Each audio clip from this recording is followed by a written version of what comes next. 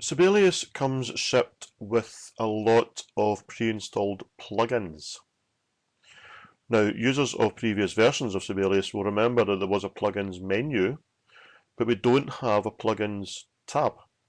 What we do have at the far right-hand side of many of the tabs is a plugins menu there.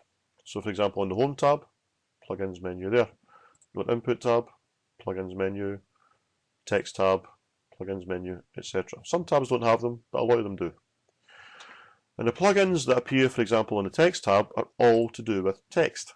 They're adding text in various styles to your score. The plugins that appear in the Note Input tab are all to do with inputting notes in various different ways, etc. So the plugins are specific to the overall category of the tab on which they appear. So how do they work?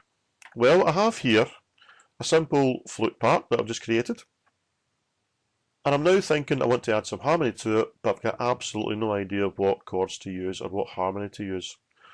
So I would go to my Note Input tab, because it's all about adding notes, so I'm going to add some harmony. I want to go to my plugins menu here, and there's Add a Simple Harmony plugin there. So let me run that. It says, you haven't selected anything. Do you want to add a simple harmony to the top staff in your score? Yes, I do. There only is one staff in my score. And I'm given various options. So let's have a look at them. Chord style, I'm going to use block chords, quaver arpeggios, semi-quaver arpeggios, quaver or semi-quaver Alberti bass. Let's go for quaver arpeggios. Do I want to label my chords, and if so, with what? Let's go for chord symbols. The key is 2 flats, so it knows it's either going to be B flat major or G minor, so I'm going to go for B flat major. Melodies in voice 1. I'm going to change a chord on each beat, each bar. Let's go for each bar. And I'm going to write the harmony for either piano or guitar tab. I'm going to write for piano. Keep it in the mid-range, click OK. There's my harmony. Now, it may not be harmony that you would want from it, but it's a good starting point. Let's have a listen to it.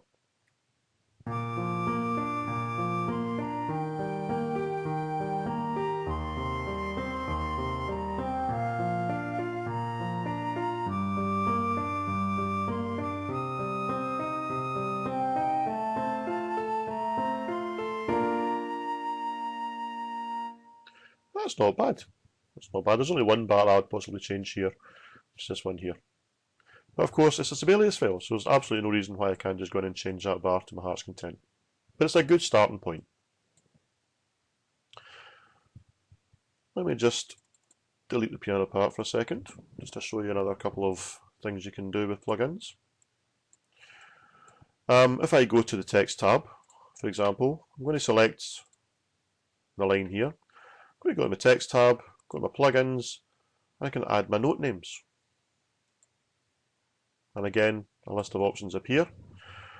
Most of these options you can leave as they are, but I want to point out this box here, the text style. Choices are technique, text, expression text, lyrics, chord style, chord symbols, box text, small text, alternate up and down. Be aware of what these do. Technique text appears above the notes. So if you want your note names to appear above the notes, then you would use that one. I'm going to go for lyrics because I want them to appear underneath the notes.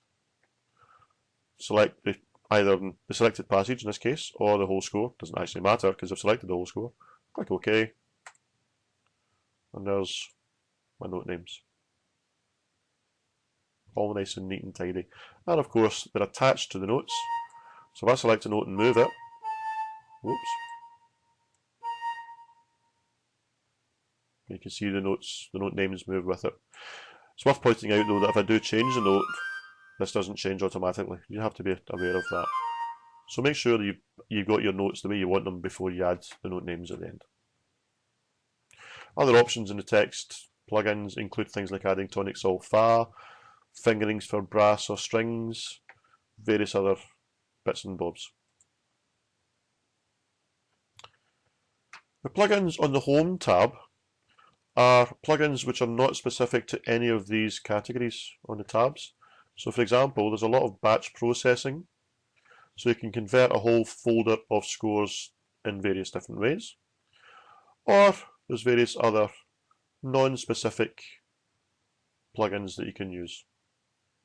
One that I like to use quite a lot actually is the set metronome mark, because I know very often what speed I want my piece to be at, but I don't know what number it's going to be, what the beat per minute is. Well, this lets me do that. Let me quickly show you that. I'm going to set it for this one here. And the way it works is I'm going to select crotchets. I could make it any of these, but I'm going to leave it as crotchets. I'm going to click here 12 times at the speed that I want the tune to go. After the 12th time, it will tell me what speed I clicked, basically. So I'm going to click at a fairly brisk pace. Let's try about 1, 2, 3, 4, 5, 6, 7, 8, 9, 10, 11, 12. There you go. So my tempo was 124. The closest of generic metronome mark is 126. And it asked me which one of those do I want to use. I'll go for the generic one. 126 has been added. Job done. And of course, because it's been added there, now my score will play back.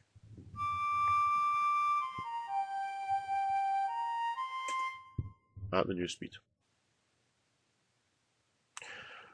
Now, if you go to the File tab, you'll see there's also a Plugins menu here. This doesn't give you plugins that you can add because remember the File tab is special. This is the backstage area. So what the plugins here lets you do is install new plugins or edit ones that already exist. If you click the Show Plugin Trace window, that will let you write your own plugin using the manuscript language, which you can find the reference for there, so you can find out how the language works and use this box here to write your own plugins. But if you click on the Install Plugins, Sibelius will download a list of plugins from Sibelius.com. These are plugins which are not installed in Sibelius but are available to you. And there are hundreds, literally hundreds of them, all subcategorized. So let's go, for example, let's have a look at chord symbols. If you click on one of the options here, it tells you what the plugin will do. Respell chord symbols, we'll do that over there. Banjo, play the fretted 5th string, it's all over there as well. So it's worth just having a wee nose before you start going into the hassle of writing your own plugin to see what's available already. Your chances are somebody's already done it for you. So let's install one just to show you how it works. I'm going to find one that I want to install.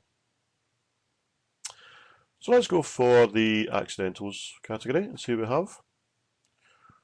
You can see there are 3 options there: display accidentals and selected notes, hide specific accidentals, or respell uncommon accidentals. So I'm going to go for the top one here. Display accidentals in selected notes. And all you have to do, read the instructions here. There are no real specific instructions in this one. Down here, it tells you where it will actually appear once it's installed. If you're happy with that, which you usually will be, you can leave it there. Or if you want to create your own category, you can do that in there. I'm just going to click Install. And it's been successfully installed. It's as simple as that. So I can now close it. I'm going to go to my Note Input tab. I can go to Plugins, under the Accidentals category, and there it's there, ready to use. So using plugins is a very quick way of saving an awful lot of time. It can get you out of a corner if you're stuck, and there are lots and lots and lots from which to choose.